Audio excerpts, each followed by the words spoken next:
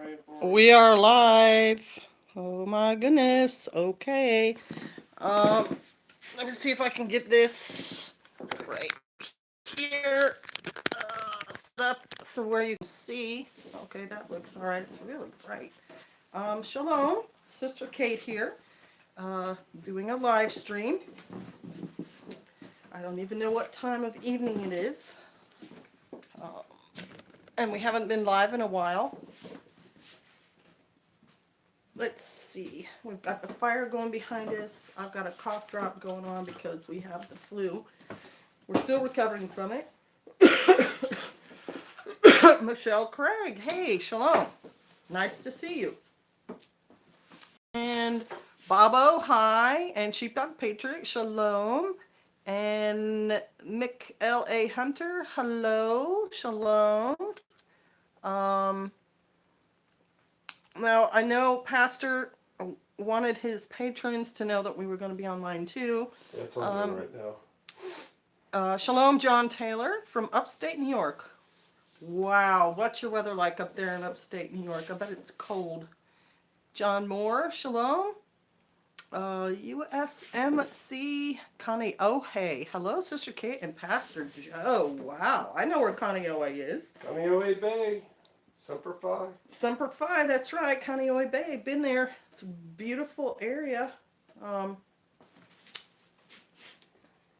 to Pastor. Shalom, my wife and I are watching from New Jersey.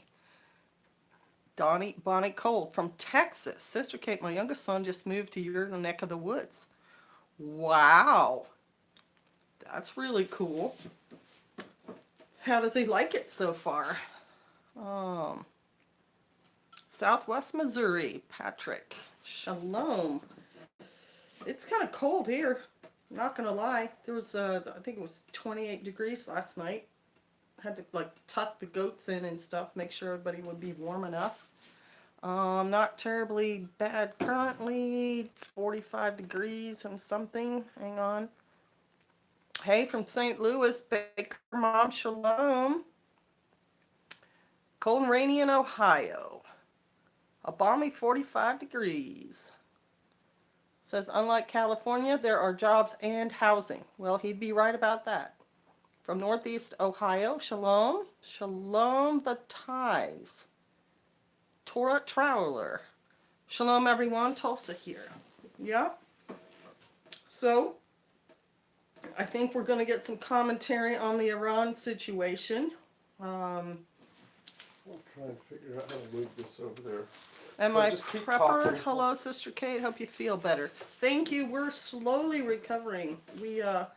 The first 3 days were just awful. We had the fever and we were coughing like crazy, and aches and pains and chills and all that. And so after about the third day, the fever went away, but the cough is still here. You can hear it, and our energy level is not quite as good as it is normally. It was nice having a Shabbat today. We just kind of laid around. But of course, with spring coming around the corner, we also have, all these things we want to get done, all these projects. You're shining a light on your head there, Pastor. I'm an alien. Hope you're watching the news, praying for peace, but expecting something. Flu is terrible. It is terrible, John Taylor. I dissolved cough drops in hot tea to help me. I drank gallons of tea in those first 3 days. I did every flavor I've got. I did natural teas. And then our son reminded us that we've got a flu tincture somewhere, but we couldn't. A whole case of it. Right? It's at High Prairie Acres, so we couldn't access that. And then our daughter, she had just moved, and she went to the ER like the first day she started feeling bad. And they said she had influenza A, because this whole time I've been thinking we had influenza B, which is supposed to be the mild form, and A is the more serious form. So if she has A, we probably had A. But we don't have any underlying respiratory issues, so it didn't turn into something super serious for us. Praise the Father. It's just kind of hanging in there. And I'm done taking the meds. They were tearing my stomach up. Something fierce. I mean, just sharp pains in my guts from Okay, all here, the I've got the, acetaminophen and stuff like that. I've got all the commenters here. Hey, there's Sergeant Jane. Shalom. Actually, I think I can do it over here better. I did manage to get finished with the last stand of the Tin Sailors, and that was amazing, amazing book about a battle out in the seas and bays and oceans and things around the Philippines. Lady Gulf, right? The Lady Gulf and the Surigao Strait, Yeah. and just all these things that people our age barely know about, and people younger than us know nothing about. But it was a huge naval battle, and there were, I think, 13 something aircraft carriers and their escort destroyers, and they were in the wrong place at the wrong time, and a big bulk of what was left of the Japanese Navy went by them and then came back at them, and they were standing between them and what was his name? We Shall Return. MacArthur. MacArthur had just landed on, I think, Luzon, and these Japanese were going to come in and just destroy all the forces that came with him, and these 13 little ships out there were like, oh no, we're going to try to stop them, and so they fought them hard enough, long enough, that reinforcements came, and it just basically stopped the Japanese Navy. It was the rest of what was left after other battles. We have an intelligent, well-read, educated audience here. There's a couple people. John Taylor's talking about it. MI Prepper's talking about it. Yeah, it is an amazing story, and the commentary at the end said, I guess the world now knows what happens when Americans are outnumbered and, desperate. They fight like tigers. That's basically what happened. Hey, McMikey, shalom. We're going to wait a little bit before we get started, let people kind of roll in. That in a YouTube live, American went and taunting the Iranian. Well, I got all of that. Okay. You don't even need to bring it up. Okay. Well, this is your live stream, sweetie. Mm-hmm. Keep going. You're good. I'm just waiting for people to pile in. We're just waiting for y'all to show up. Frank Puzzleman, there's Weed Tree. Yay, I'm glad you saw we were on Weed Tree. I didn't have time to send you an email because when he said we were going to do this live stream, that's the first thing I thought of was I've got to send her an email. But it went so fast that I didn't even get a chance to do it. So I'm glad to see that you got to show up. Your nose is sweating. My It's nose very is warm sweating. in our house with our fire going behind us. And we don't normally sit this close to it except early in the morning. Joseph, hello from Tennessee. Good evening from Massachusetts, Nick. We're here. Vicky. Shalom Vicky. Shalom, Hey, sister. shalom. Hopefully to be seeing you, a lot more of you soon. You do have good news for us, right? Jody from Indiana. Lampkeeper said, surprised I caught you. I know. Normally, we're not really good about scheduling these things, and they're pretty drop of the hat. So, Lampkeeper, I'm glad you got to. Oh yeah, we're definitely not organized enough to say every Saturday night we're going to do a live stream or every Tuesday. That is not our lifestyle out here on the mountain. What am I doing here? There we go. That one comment was really good. About 4 or 5. Hello from Ohio. There's like 4 or 5 of you guys from Ohio. Need more live. How y'all doing this evening? Destroyers, escorts just had 2-inch guns. Yeah. And All you people from Ohio should get together and have a Viking meetup. there you go. There's a great idea. Pick a centralized location, have everybody bring something to share, some cookies or something, and Talk about just get stuff. to know each other a little bit. Yeah. We're going to talk about preparedness today. Yeah. Folks, where are the thumbs up for this awesome couple? We are on the 11th in Cambridge, Ohio. Okay, see, I don't pay attention to that. That's why I have regional coordinators. Good. I guess there's one going on the 11th. Oh, there's one going on the 11th. That, for you Ohio people, that's good to know. All right, let's talk about Iran. Everyone's seen the news by now. We schwacked the head of their Quds force, Soleimani. Talked about that in my video recently. Not really going to rehash that a whole lot. Iran is going to strike back, and then we are going to You want to do comments while I'm talking? Sure. You have to play with it or it goes out. Hold on. I'll get going here in a second. Technical difficulties. All right, so when you forget and it goes out, push the lower button there. Okay. And then turn it sideways. And then there you go. Like okay, that. There's Michael. Sorry he's late. So did you guys see the latest tweet from Trump where he said, if you guys do something stupid, we already have 52 targets picked out for the hostages y'all took back there in 79. Oh yeah, we haven't forgot about that. And we're going to hit you back. He's gonna.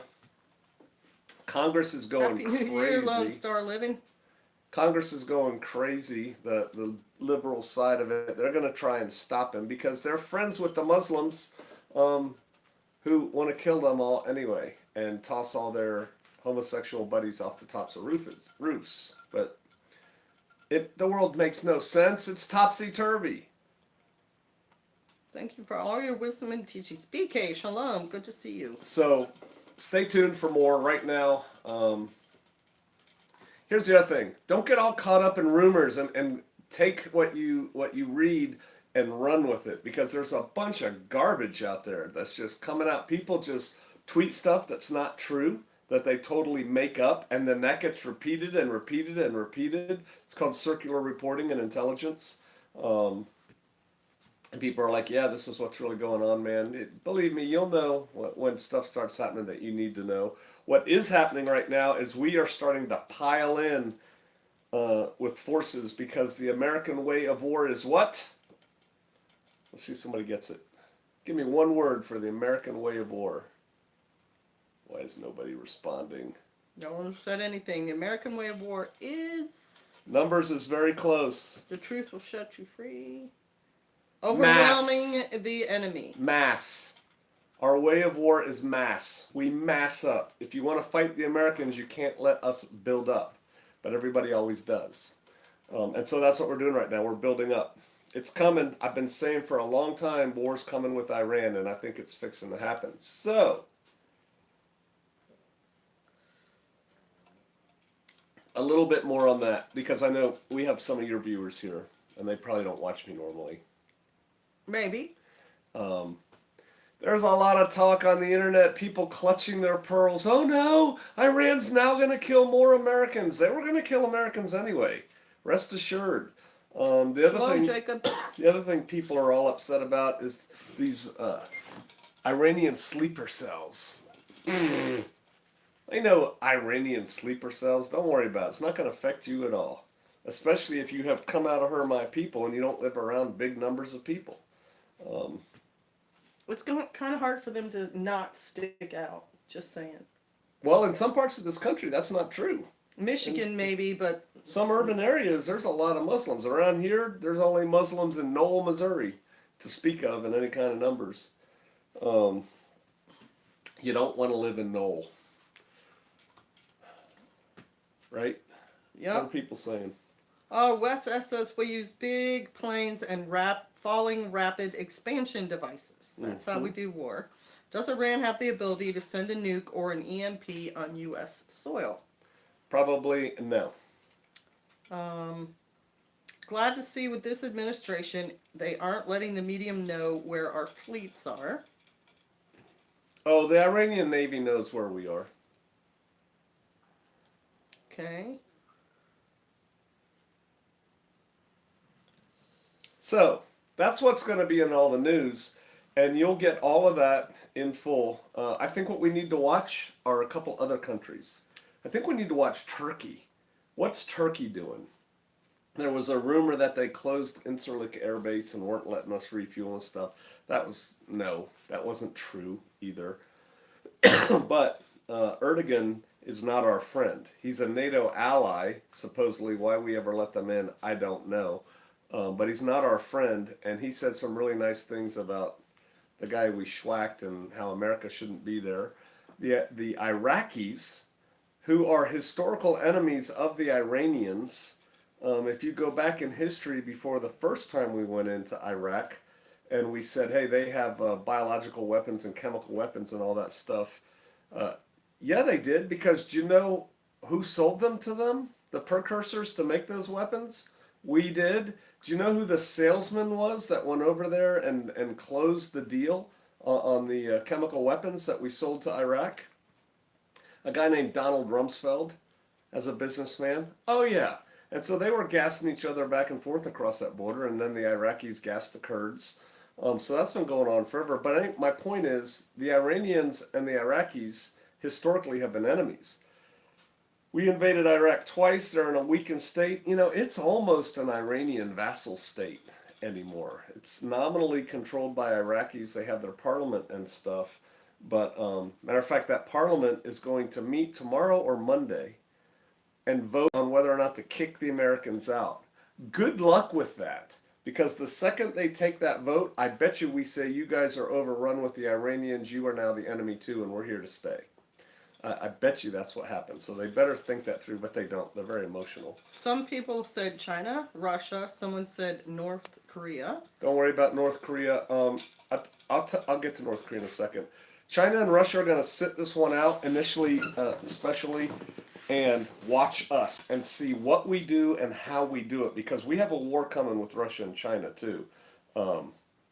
But that war is not right now. And so what they're going to do is watch us play with all our toys and note it and go back to their drawing boards and change plans a little bit. If this does go to war with Iran and it gets all the news and all the press and everything, Kim will jump up and do something that he always does to say, look at me, I'm important too. You know, he'll launch a missile into the sea or something, but he's not a problem. Someone said they know from experience Iran can launch a missile from a sea platform of some sort. Yeah, let me tell you something. We're not worried about Iran. And then someone said they will wait until we are fighting Iran, then we'll have a better opportunity to attack us. Who? Russia and China. No, because then they know the gloves would be off. It's like we wouldn't be fist fighting them anymore. We'd be shooting them, to stick with a metaphor. The Chinese will cross the Euphrates River. They will eventually. I just preached about that. I would love for Iraq to get the you want us to leave, you can have the Philippines treatment. You can have the Philippines treatment. What about Russia's super fast missile? I'm not. We're not worried about Russia or China right now. We're not worried about Iran right now. The big we. You all are. People are. People out there in listening to Fox News and CNN and stuff, MSNBC and all that stuff. But I'm telling you that the government is not overly worried about Iran. Can they inflict some damage? Yeah, they can always inflict some damage. Terrorists can do terrorist things. Terrorists are always going to do terrorist things. But as far as them taking over Wichita or something, forget about it. It's not going to happen. So that's really all I wanted to talk about with Iran right now, until the other shoe drops, which probably, if I had to guess, I mean, it could be going on right now as we're speaking, but probably not till Monday at the earliest. And I don't think the Iranians are stupid. First of all, they're not Arabs, they're Persians. And they know not to let us build up, but it's kind of like a moot point. We're there, we're building up more and more and more. They can try and play the waiting game to strike us at a time of their choosing and a place of their choosing. When we are not prepared, we're prepared. And we're just getting more prepared by the second. So that's why I kind of lean towards something happening earlier rather than later. Will Israel come into play? As soon as Iran hits Israel, which I think they might, Israel will come in hard. Yep. And the plan there, I think, is if the Iranians can strike Israel a hard blow and get Israel to respond, that's going to make it really hard for much of the Arab world to be on our side because they hate Israel so much. And so that's why they would do that. They really want to get Israel involved. In the first or second Gulf War, when Saddam was hitting Tel Aviv with Scuds, Israel really wanted to strike back, and it was a really hard military political mission that we did to keep Israel out of the war in the world's view, not flying. Rumors have it that we let them fly some airplanes, U.S. airplanes, to get some payback. But we didn't want them coming into the war because our coalition would break up because the people hate the Israelis. So that's what's going on there. But what I wanted to talk about, and then you can come back in. All the more reason to pick up another can of tuna and a bag of rice, says Northwest Arkansas Prepper. Thank you for that wonderful segue, NWA Prepper. That's exactly what I want to talk about, is preparedness. I have a lot of friends. All our friends are preppers. Do we have a friend who's not a prepper? I can't be put on the spot like that. I have to think about these things. Well, you think about it. I have no idea. I'm sure we have friends who are not preppers. I don't know of any. If we have any friends who are not preppers, we probably bug them mercilessly to prep. But anyway, a lot of my friends have been talking about upping their preps lately, talking about feeling something coming, talking about an unction of the Holy Spirit. Stack it high, stack it deep, stack it to the rafters, that kind of thing. And there's a whole gamut of preparedness, and y'all are on different levels. So let's talk about us and preparedness. Like, where did we start out, you and I, with prepping? It was all you. It was all you, and you started just thinking this stuff in college. I write about it in my book. I should keep a copy of it just so we can hold it up. Survivalist Family, it's on Amazon. We were preppers from the time we were married, for sure. We went to Hawaii for our first duty tour, and we started putting kits together and had plans for what we were going to do. And that's the early stage of prepping for people, is usually putting together a bug-out bag and, what did NWA Prepper say, an extra can of beans or something like that? Somebody said they filled their gas can. So we did those things, and it wasn't called prepping then, it was called survivalists. You read some books. I read all the books. And then you just got convinced and you started. We were so poor, we couldn't really keep much of anything. But you had some gear, and you wanted to keep like some cans of food and stuff. Yeah, we didn't have much money starting out, probably like most people starting out, and we didn't believe in putting stuff on credit cards. So we built very slowly. I had all my military kit, and then a lot of surplus stuff that we got. What about Virginia? Yeah, we're not going to talk about Virginia tonight. And so we did all that preparedness stuff just like at a really low, inexpensive level. Let's let these guys go for a second because I want you in the conversation. But then, if you fast forward, how long have we been married? 30 some years? 30. 35, 4, something 34 like that. years.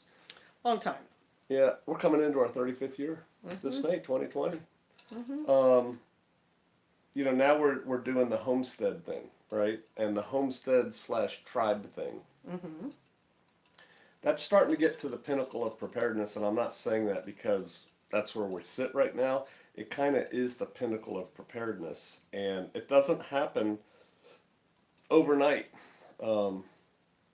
You just have to have a life plan that you want to be prepared to deal with things and take steps always in that direction to get ready to deal with being on your own, because that's what it comes down to. How are you going to be on your own?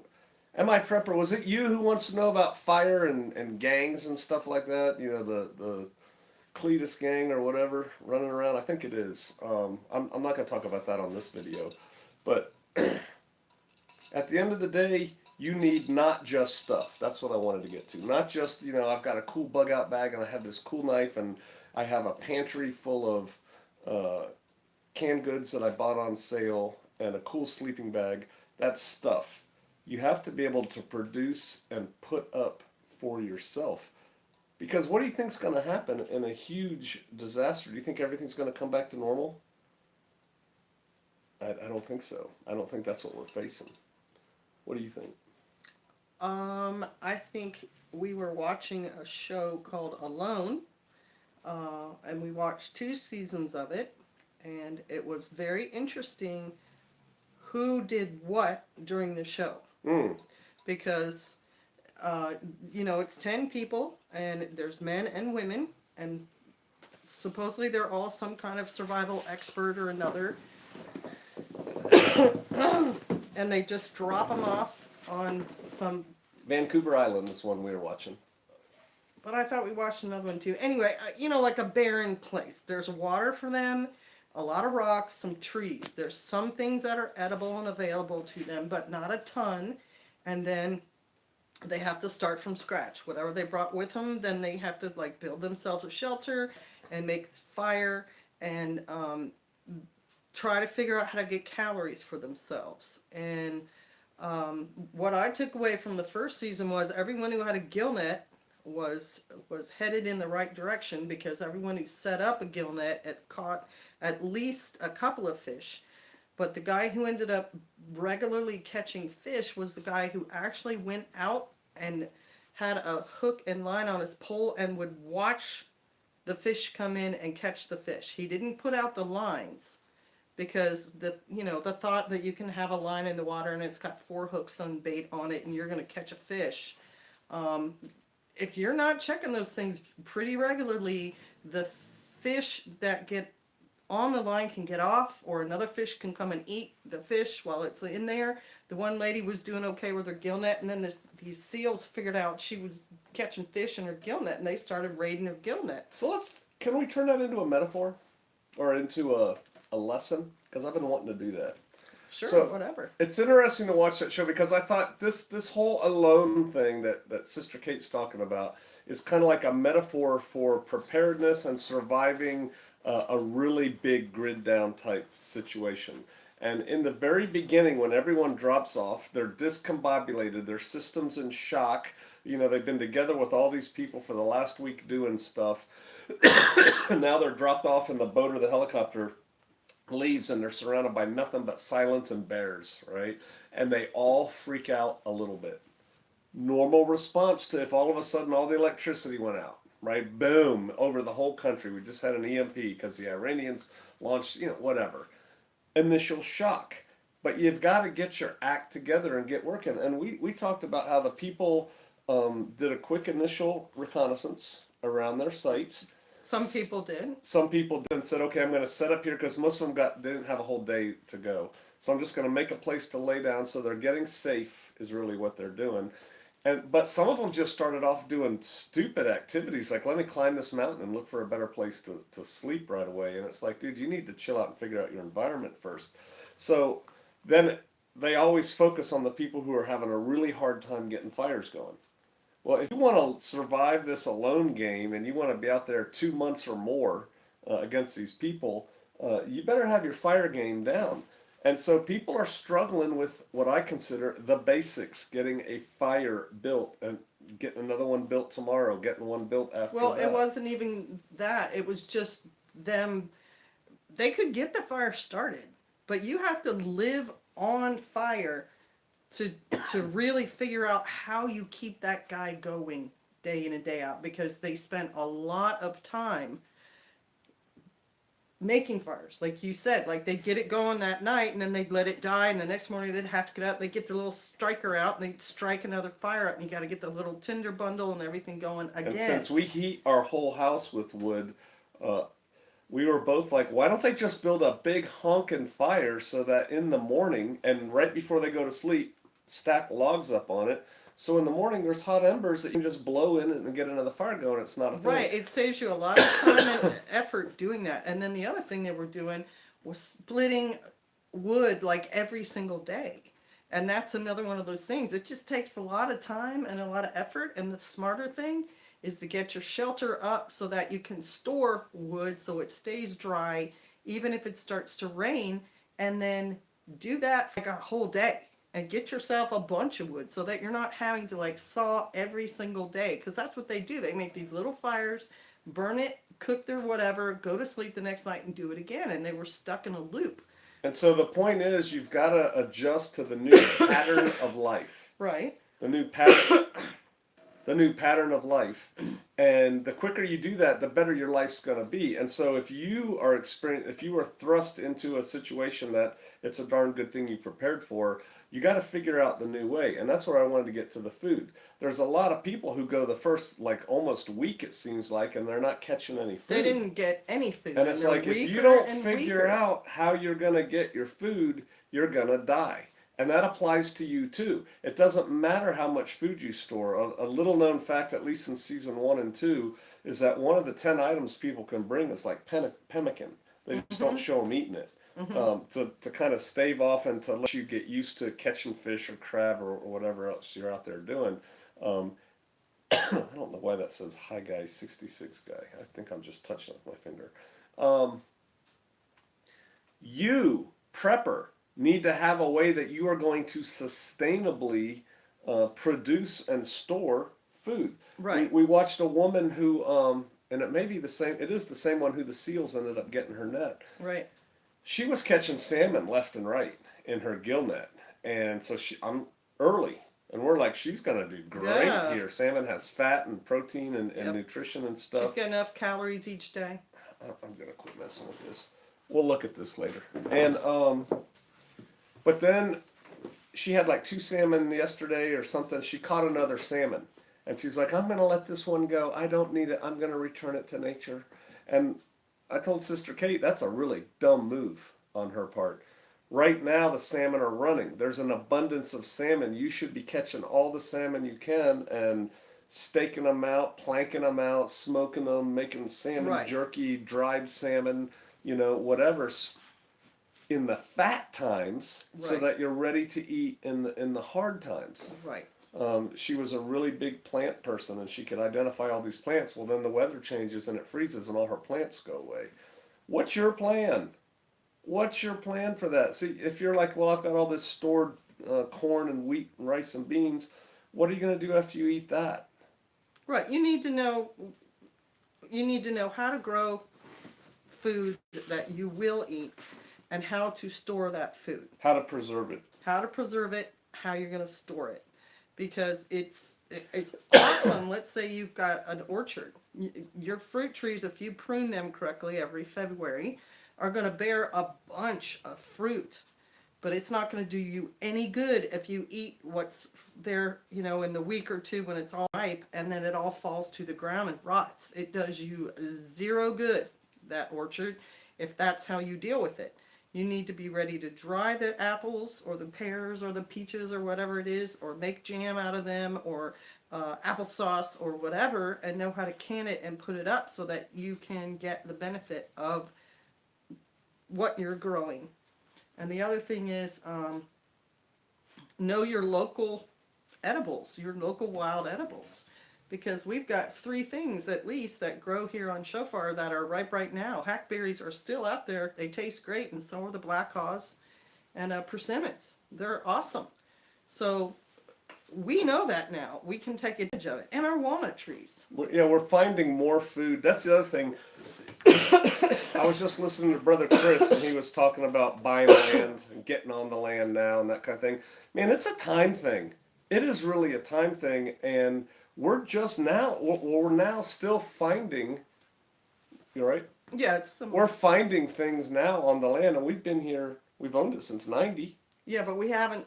We've lived on it since 2012. We've been kind of busy since we were living here. We really didn't have the free time to just wander around. It doesn't matter. We're not making excuses, but what we're saying is it's taken us till now. We just found out we have all these walnut trees out here, which is an incredible food source, protein source. Protein and fat.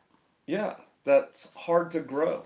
It's hard to grow that much protein. So the quicker you can get started on this stuff, the better.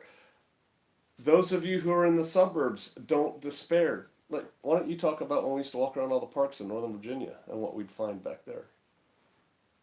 So there's all these parks in Fairfax County, Virginia, that are just all this wonderful park situation of woods and fields and prairies, and they have them developed a little bit, but not totally, so you can just go out there and be in nature.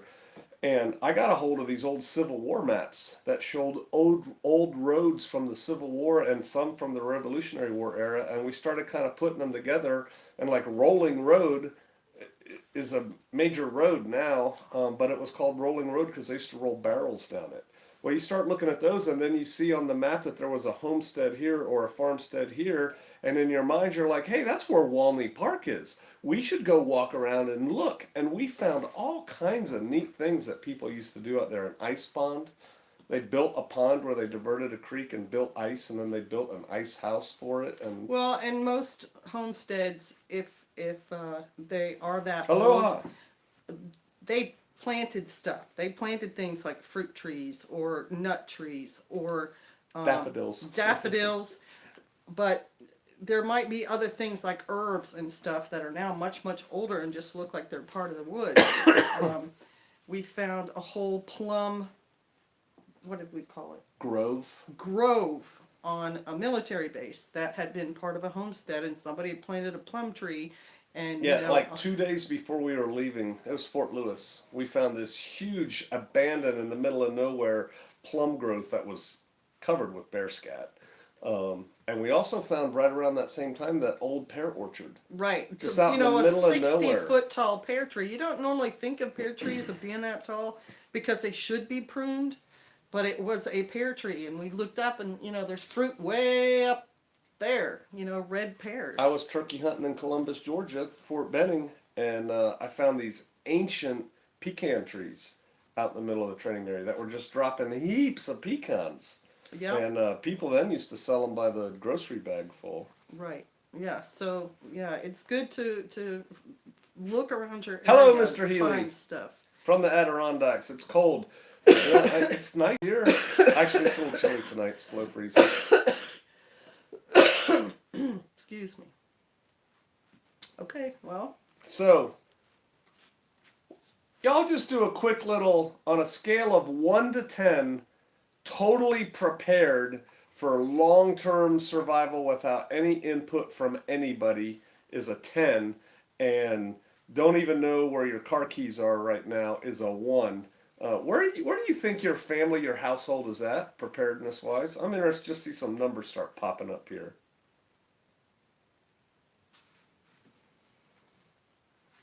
4, Linda, 4, 2, 8. 4, 4, 3, 3, 6, 5, 7, 9, 7. Cool.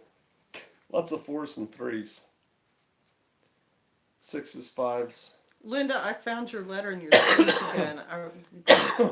I'm getting itching, getting ready to plant that stuff. All right, lots of 4s to 6s is what I'm seeing. Mm-hmm. Where do you think we are? Probably what? 9? I was gonna say 8, 5. Somewhere in there. Yeah. I mean, for us, we have a lot of food, right? For us.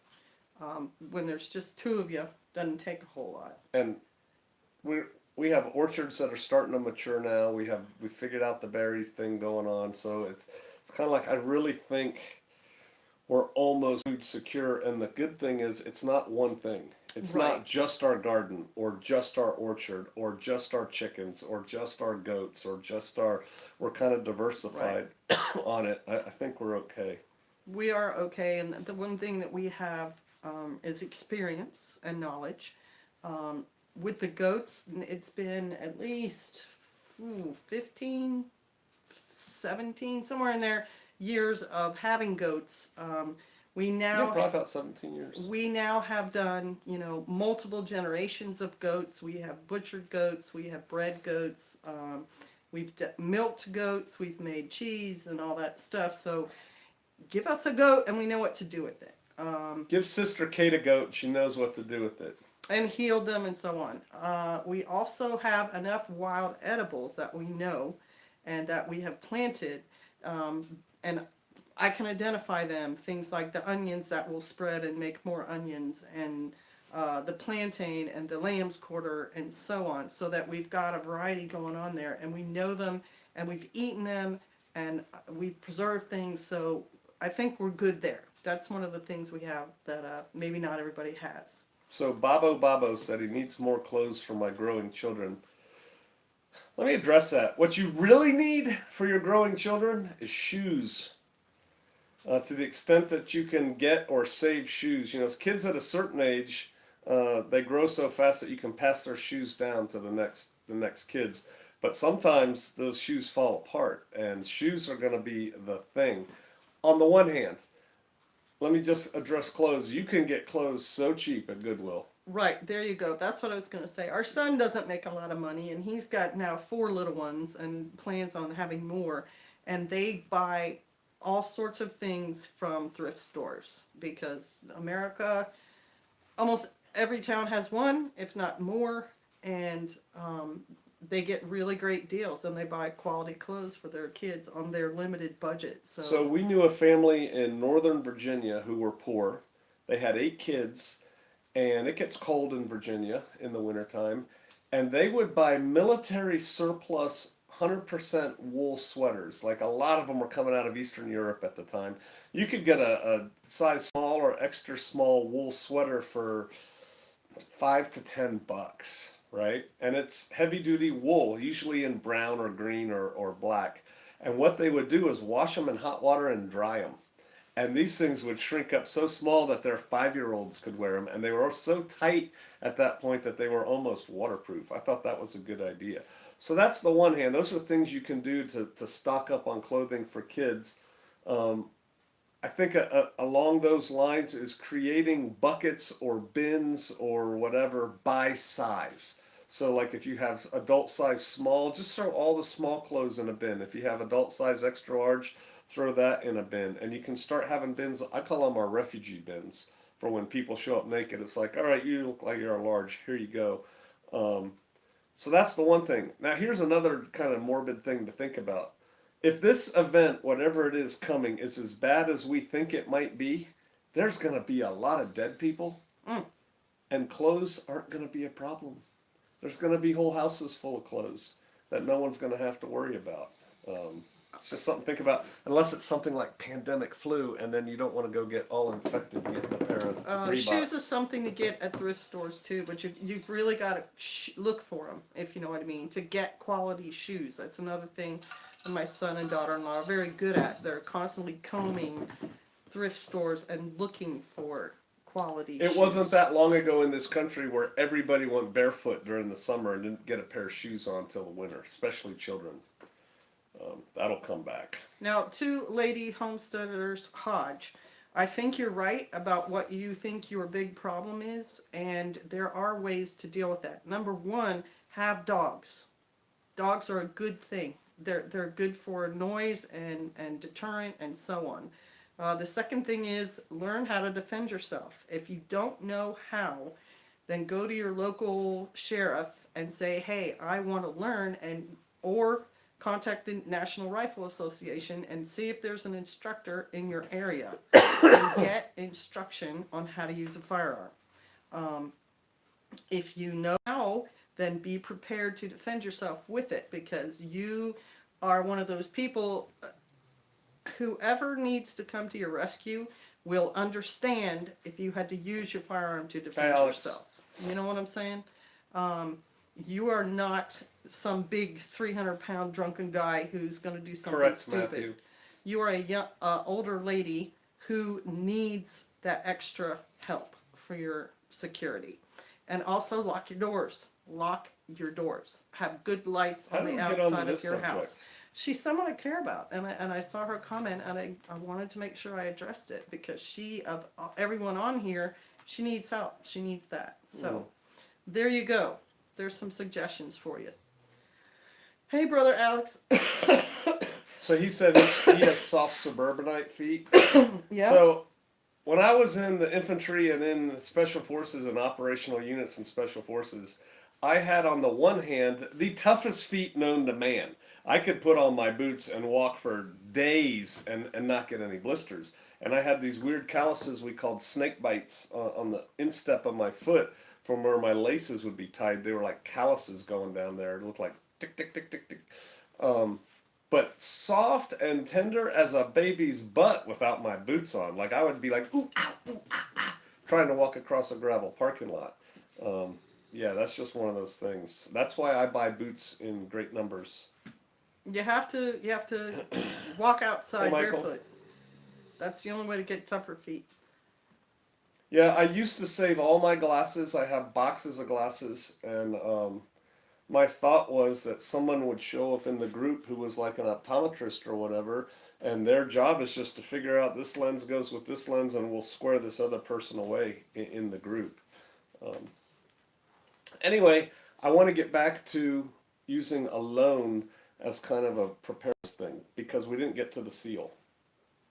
You talked about the seal robbing her net. Yep.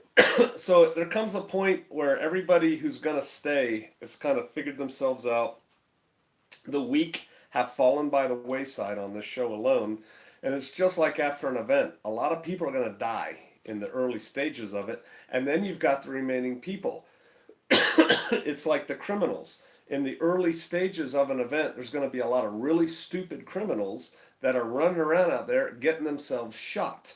There's going to be a lot of really stupid people that aren't necessarily criminals that are running around out there and they get themselves shot. And then at a certain point, everything's going to kind of level off. And your criminals aren't going to be stupid anymore. They're going to be smart. And your average people out there aren't going to be naive anymore. They're going to be smart. And you've got this stasis, and heads are going to start popping up, and think people will start talking to each other, and life will reach a new normal that people make a peace with. And that's exactly what happens on Alone. They figure themselves out, they get going, the people who can't make it quit, and then everything's working until something's not working. And in the case of this woman, she had her food source sorted. She figured out where she wanted to put her net. She's catching fish every day. And then the seals moved in, and the seals are like, hey, look at all this free food. And to me, that's just the same thing as, okay, everything's gotten calm enough now. We can get the gardens. We can step outside. We don't have to carry our rifles on our back all day long. And the next thing you know, here comes marauders. You weren't ready for them, but they were ready for you. What's the plan for that? And what did I say she should do with that seal? Eat the seal. I said she should kill the seal. I mean, The seal is competing you directly with your food. You need to kill that seal. right, and that in a situation where you could starve, that's exactly what she should have done, and the way she should have done it, and it would have been hard, but I mean, she would have had a whole lot of meat and blubber and everything, is she should have made herself a spear.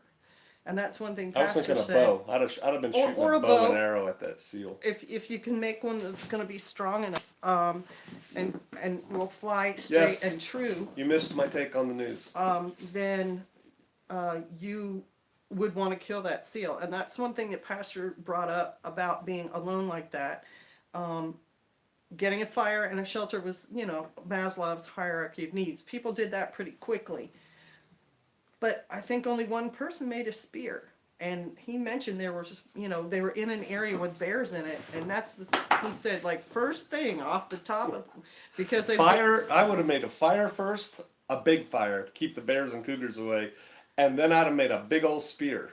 Right? There you go. Because the spear would give you a defensive weapon with a nice long reach, so you can keep the bear farther away from you. Well, if you had already done that, then you could have used the spear to get the seal, or some of the Canadian geese, because there were Canadian geese that were landing and swimming around, and geese is good eating too.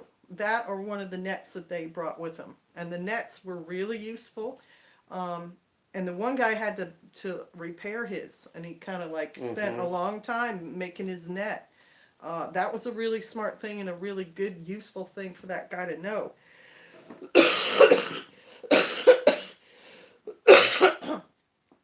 Although he wound up using the fishing pole, and that was really smart because he could see what he was catching and where they were swimming and how effective he was being, versus if you just throw your hook out there and then walk away from it. And he figured it out, and he was eating fish almost every day. Fighting a bear with a spear is better than nothing. But that's a bad day right there. Yeah, I'm with you, brother. Yeah. I saw one of the shows, I don't remember if it's season 1 or season 2. A guy quits pretty early, like maybe day 1. He quits. Yeah, he quit. And he was worried about bears, and he was from Florida, and he kept saying when the guys picked him up, I don't go anywhere without a gun. I just don't go anywhere without a gun. And here I am out here around all these bears, and I don't have a gun. I'm like, yeah, choices, man. Right. So, the Some of the things that they did right on Alone. Food chain reassignment. I want you to look at me, not here. Okay, Don't yeah. don't just look at the phone. the Don't whole be time. smart on them. People are watching. Excuse me.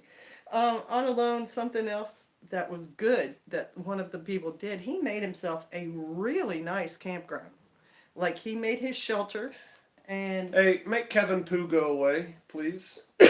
and then he made like little games for himself, and he had an automatic hand washer where he had a little bottle that would tip if he stepped on something.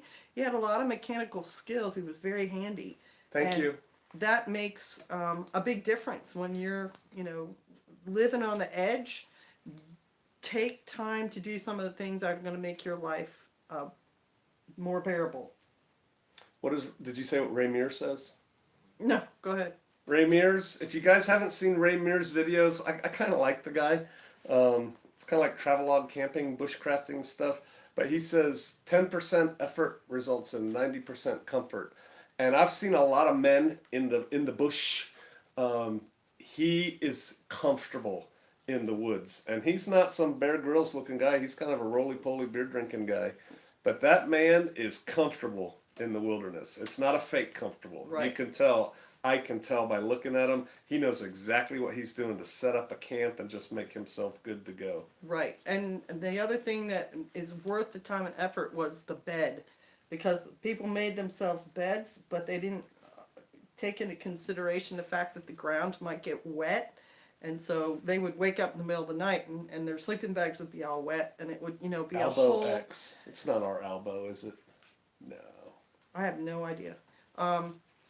They would have to spend a whole day like trying to dry out their sleeping bags and so on. And if they had just made the elevated sleeping platform from day one, they would have saved themselves a lot of trouble.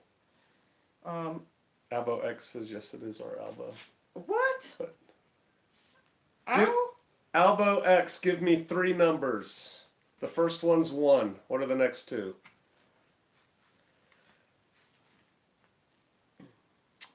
Love you guys. Okay. Graphic Report is a home series from A American. A American, it's a good series. Wow, elbow.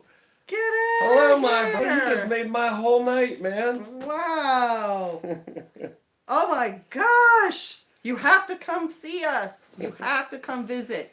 All right, don't blow his cover. I won't blow All right. anything about it. Oh my gosh. Made my day. Yeah. Voice from the past. Sup, guys? Well, this is what's up right now, Al. We live in this little cottage we built ourselves in the woods He might know this. of the Ozarks. And we've had the flu. We've had the flu, and we think it's influenza A. But we're better. Yeah, bears. What can you do? Be armed. That's the other thing, though. Somebody made a silly comment about a gun. A gun is a useful thing when you need a gun. Sometimes that's the only thing that'll do. But man, there's a lot of people out there in the prepper world that just put all their hopes, dreams, thoughts, and things into firearms. And while they're useful, at the end of the day, it's just a tool. A chainsaw is probably going to be a lot more useful. What did he just say? He said he's been following us for some time now. Well, All that's right. awfully Awesome. sweet.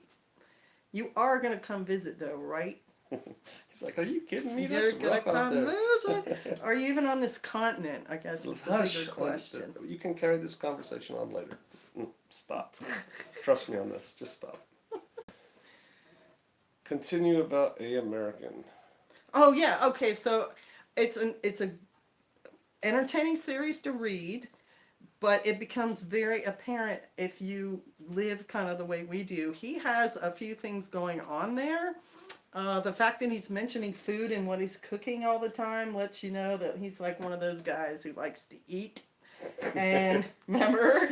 Yeah, I actually took notes in his books so that in case my kids ever inherit those books, and they will inherit them, in case they actually read them when they inherit them, it's like, and I saw that they don't think it's all that because there's just a lot of nonsense in it. Yeah, he does. And he doesn't understand water management at all, and he has his characters walking into situations that are inherently quite dangerous and not a great idea in a situation where he puts But you know what? He is a guy who has a bug out Sure. bag. He's thought about it. He knows how to cook out in the outdoors. That comes through. And here's the thing: everybody, all of us, you need to take wherever you think your operational level is going to be. I'm going to operate right here. This is how we're going to act when the event happens. You need to go practice that. You need to go put that in use. There used to be a thing called the 72-hour test where you would go turn off your electricity for 72 hours, or you'd flip all the circuits except your refrigerator, and then you'd tape your refrigerator closed so you couldn't use it. Turn off the water to your house. It was a thing people would do in the survivalist movement. And they'd say, hey, now live in your house for 3 days without electricity or water. And I remember when I read that thinking that's too hard to do. We have children. We can't do that. And now we just laugh at that idea. Hey, there's Tim. Brother Tim, what's Hey, up? brother Tim. Yeah, make it a week. But now, I mean, we laugh at that. And my kids laugh at that. We have a grandson that was born here off grid. That's right. I mean, it's just not a thing. People have been doing it for centuries. Yeah, if you live in the North Country, you need to practice bugging out in snow. The worst conditions that are in your area, you need to be prepared to deal with them. And by just going out in your backyard and camping for, overnight and staying outside all the next day, you will learn things about how to get along in that environment that will pay off hugely at the other end.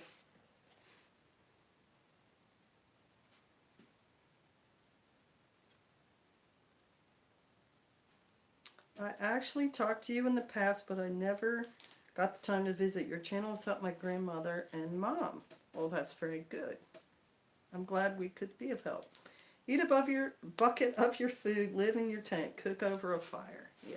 Hey, I got that tool, by the way, Tim, and I was going to do a video on it, and I was linking it with another gift that someone gave me. The homie? Yeah, the homie. The homie. What's up, homie? Yeah, I got the homie. It's really cute, and then that video didn't happen, and we got sick, and blah, blah, blah. But it's really cool, and I appreciate you sending it to me.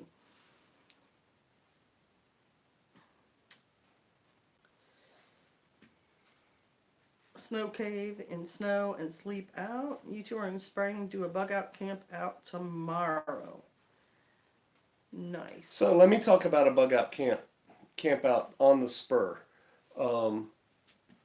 Some of you have heard this, so I'll tell the first story quickly. I tried to give Sister Kate a test, and we were home on a weekend, and I said, hey, how about I start a stopwatch, and you go load up the Suburban with everything you would take. The scenario is I'm deployed, I'm gone, something has happened that has forced you to leave the house, and you may never be able to come back again. You load up the vehicle and get out of here with the kids. And as soon as you put it into reverse, time stops. She said, okay. So I hit the stopwatch, and I was picturing you running around the house like a chicken with your head cut off. And I need this, I need this. And then we were going to, when she was done, evaluate everything she picked and say, well, you forgot this. What about this? Did you really need this? That kind of thing for a drill. And she goes to the front closet, grabs her bug out bag and the kids' bug out bag, said, I'm going to put these in the car and start it. Do you really want me to do that? And I was like, what? And she goes, that's what we have these for, right? And I thought, wow, my wife is brilliant. She's smarter than I am. So that's the one story.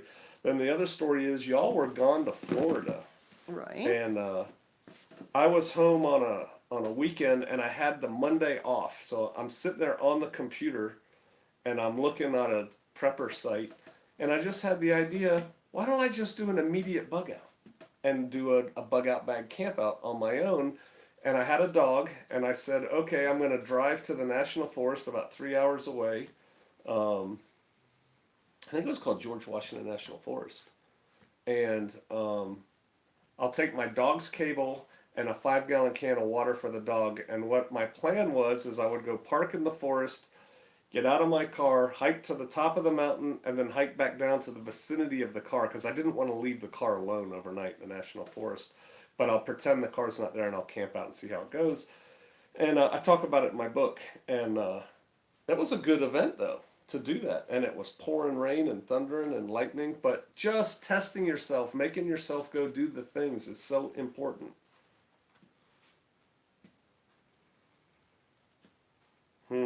What's going on here?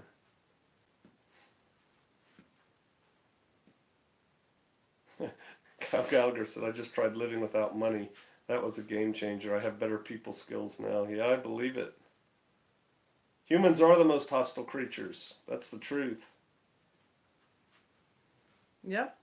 Tool making are good skills to have, and mechanical knowledge is also good knowledge to have. It's another thing, those people on alone, the guys with the mechanical knowledge, one guy built himself a kayak, a working kayak, and then he would go out and fish from the kayak. But he spent a lot of time winter bug out I'm gonna exercise. talk to that when you're done with this. Okay. And the other guy, like I said, he did a hand wash station just with like a board and some string, and then hooked all that stuff up.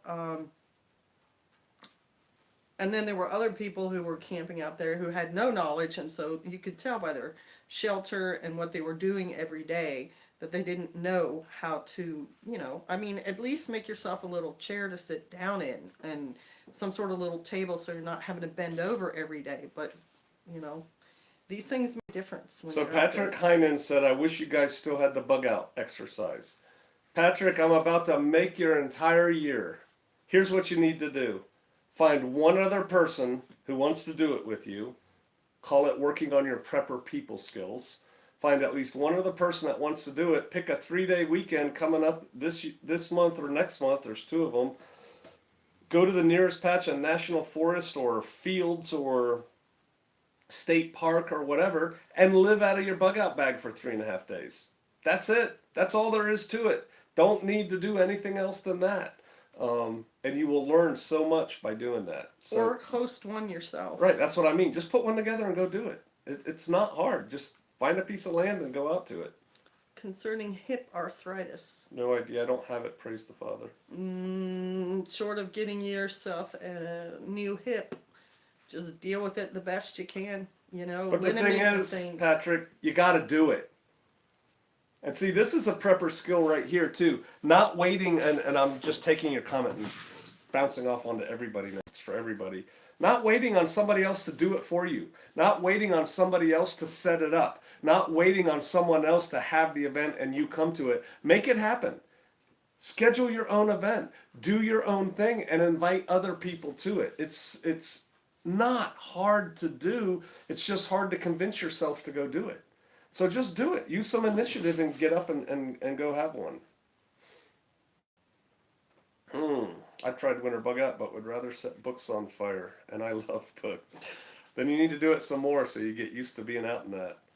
And somebody said, I guess it's a Norwegian saying or something, there's no such thing as bad weather, just bad clothing.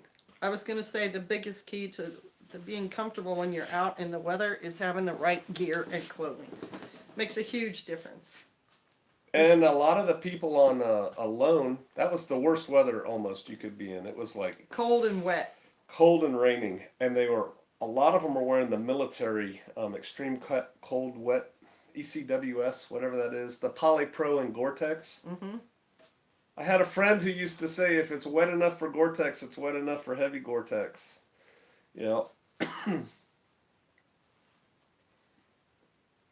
We've done videos on that too. We've done videos on winter clothes here because we lived in an unheated trailer for 2.5 years. And the thing that made that trailer bearable was good socks.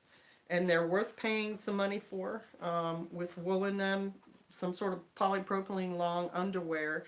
And then you can just layer your outer layers. You can have, a couple of hoodies and some of those flannel overtop checker tops and some gloves, a hat, and a scarf. Wool and Polypro are awesome. Yeah, you can go down to 0 degrees with all that stuff, keeping your neck covered and your hands covered, and a good heat retaining hat makes a huge difference.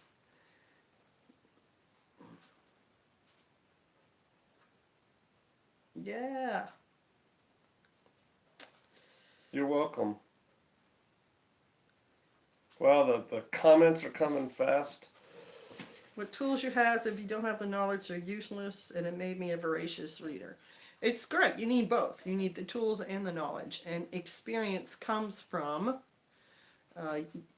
using them. right? Wisdom comes from And my using prepper's them. talking about bikes, and you're talking about tools and using them. There's a lot to be learned about bicycles. Changing a tire on your bike, the inner tube, patching it or totally replacing it. Do you know how to do that? Do you have a bike? Do you know how to adjust your spokes and all those things? And it's not hard to learn, but it is one of those things you have to actually get out there and play with it. And I think it was MI Prepper, said that bikes are going to be huge. They are going to be huge. And They're a really good I alternative scoff travel. at people. The American way is to throw money at it. And so they're like, well, I'm going to get ready for my apocalypse bike, so I'm going to buy the $4,000 Trek mountain bike. You don't need that. We bought $70 Huffies mountain bikes, like 12-speed bikes, mountain bikes. And I used to ride the heck out of mine as a trail bike. And then I had a friend who bought a $4,000 Trek. And I think I tell this story in my book too. I'm not sure. Maybe not. And I just beat him up all over the trails with his $4,000 Trek on my $70 Huffy. Uh, it's the man on the bike or the woman on the bike, not necessarily the bike. You don't have to spend a bazillion dollars to have something that's going to work for you. And so that's what I recommend. Get some bikes and be comfortable on them. Okay, lamp keeper, what you do is you put the wool as an outside layer. And then use silky on the inside. Have some sort of silky or polypropylene undergarments, and then have the wool as an outer layer. If you can't do that, then do the whatever works for you. I mean, you've got to try these things out to find out what will work for you. Heavy fleece works pretty good too, but try it. All right, we're going to answer 3 questions. So if you have a question, send it, please. And then we're gonna log off for the night because I'm getting sleepy. I don't want a bike. I have 2 horses. See, now there's horses are going to be something if cars don't work, because bikes will be great, but eventually an inner tube is going to pop, or the wheel's going to get bent or something, and then it's a lot harder to deal with your bicycle. Horses, if you're smart, you can train your horse, that you have the gear for your horse, and you make more horses by having a male and a female horse. You don't just want to have horses that are good for you now, you want to be able to perpetuate that. And people who raised horses and raced horses and sold horses and boarded horses, all that was part of life, before cars came around. Think about that. Donkeys and mules too. What about pull start go-karts? Where are you going to get the gas? Will we make it through January? Yes. Yeah, of course. Horses can eat. You can stock food for your horses, but I mean, come on, horses How can did eat. you meet Pastor Dow? 3rd question. I contacted him and said, hey, can we come look at your community? That's 3 questions. Okay. All right. Well, it was nice getting in here with y'all. The Iran thing bears watching, but again, don't worry about Iran. It's not going to change our quality of life here directly. Things could happen, Patriot Act things that totally unexpected that could change things. But don't worry about Iran. Don't worry about sleeper cells. Don't worry about them having some cargo ship off the coast of America that launches a missile up into the space and sets off an EMP. This stuff's fantasy. Focus on putting more beans and rice up.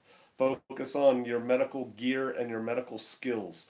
Focus on making friends with your neighbors, or having a plan with your family or your tribe or whatever. Where are you going to go and what are you going to do? Get yourself sorted, because I think a lot of things could start coming together, and Iran is but one piece of that. The thing to watch is Turkey, and to a lesser degree, China and Russia. What are your last words, my sweet? Wolves are not a problem. Wolves are not a very problem. seldom attack people. Very, very, very seldom. They see us as dangerous to them. But if you need to raise your food and you have wolves in your area, you need to secure your food source. They will attack your sheep, your goats, your chickens, your ducks, and all that if they're hungry. So you need to have that stuff, a barn or fencing or something to protect it. Big Anatolians. Big Anatolians or something. Yeah. All right. Nice talking to y'all. Albo. All right. Made my week. All right, you can sign us off. Yes. Shalom.